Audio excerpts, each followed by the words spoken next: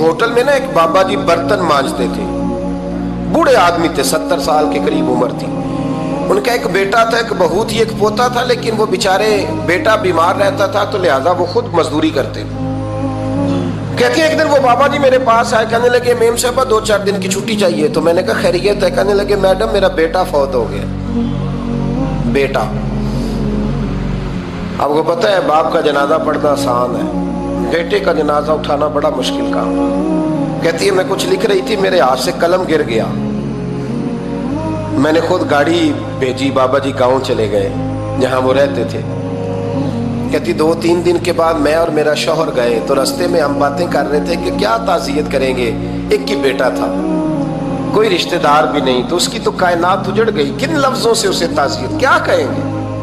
کہتے جب ہم گئے تو وہ ٹوٹی ہوئی چٹائی پہ بیٹھا تھا، کچھ لوگ قریب تھے، ہم نے جا کے کہا بابا آپ مسلمان ہیں، ہم آپ کو کیا نصیحت کریں، ایک ہی بیٹا تھا، کہ کس طرح کر کے ہم آپ کو تسلی دیں. تو کہتے ہیں اس نے آنکھیں کھولی، بوڑھی آنکھوں میں ایمان کی روشنی.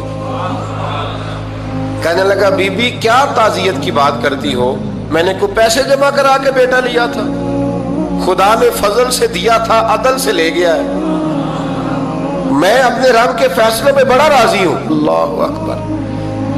وہ خاتون کہتی ہے کہ وہ بابا جی سے میں نے کہا کہ چلو آپ 1 مہینے کی چھٹی کر لے. تو کہنے لگا نہیں میڈم میں مسلمان ہوں، مفت کی روٹی نہیں کھاتا، مزدوری کر کے کھاتا ہوں، میں انشاءاللہ 2-3 دن کے بعد کام پہ آ جاؤں گا. کہتے ہیں وہ چند دنوں کے بعد آ گیا. اللہ کی قدرت کے ابھی 2-3 ماہ گزرے تھے پھر آیا، میڈم چھٹی چاہیے کچھ دنوں کی. میں نے کہا خیریت ہے؟ کہنے لگے وہ میری بہو بھی ہارٹ اٹیک سے فوت ہو گئی. کہتے اب میں بھی تڑپ گئی اور عیسائی ہو کہ میری آنکھوں میں آنسو آ گئے.